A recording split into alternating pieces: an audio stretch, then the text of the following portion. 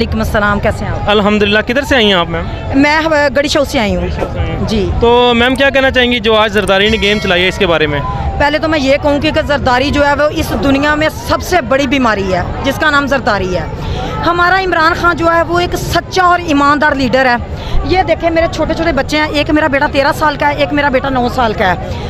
तो मैं अपने बच्चों को लेके अकेली मैं वहाँ से निकली हूँ। इनको शर्म से डूब मरना चाहिए कि जब मैं आ रही थी तो गरीब बंदे के पास खाने के लिए रोटी नहीं है एक वक्त की, वो बेचारा रो रहा है, तरस रहा है। और नून लीग वालों की जब हमज़ा का ऐलान हुआ कि वो वज़ीर आला बन गया है तो नून लीग वाले अपनी गाड़ियों से मेन गड़ी शो का जो रोड है, अलीम खां का जो हल्का है, वहाँ पे वो नोट जो है ना वो गाड़ियों के अंदर से नोट सड़कों के ऊपर फेंक रहे थे। इनको शर्म से डूब मरना चाहिए।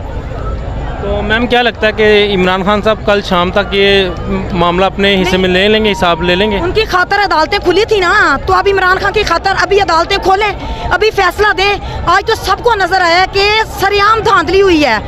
जो कुछ हुआ आज सार बंदे को पता है। मैं कहती हूँ अवाम को निकलना चाहिए इमरान खान की खातर। अब इस मोड़ पे अवाम को निकलना चाहिए। अगर अभी भी अवाम नहीं निकलेगी ना तो ये लोग इस मुल्क का बेड़ा गर्क कर देंगे। ये ऐसे बेगैरत, ऐसे दिमाग की तरह हमारे मुल्क को ये लग गए। मेरी एक ख्वाहिश है कि अल्लाह मुझे मौत दे, मौत देने से पहले मैं एक दफ़ा इमरान खान से मिलना चाहती हूँ। अल्लाह पाक आपकी ख्वाहिश इंशाल्लाह ज़रूर पूरी करे। और अगर मुझे मैं पीटीआई की बहुत बड़ी सपोर्टर हूँ। डेली मेरी 12 बंदे नून लीग के हैं जिनके साथ मेरी लड़ाई होती है। ठीक है, मैं एक हाउस वाइफ हूँ, क्योंकि जब कोई इमरान खान की बात करता है मेरे से नहीं रहा जाता।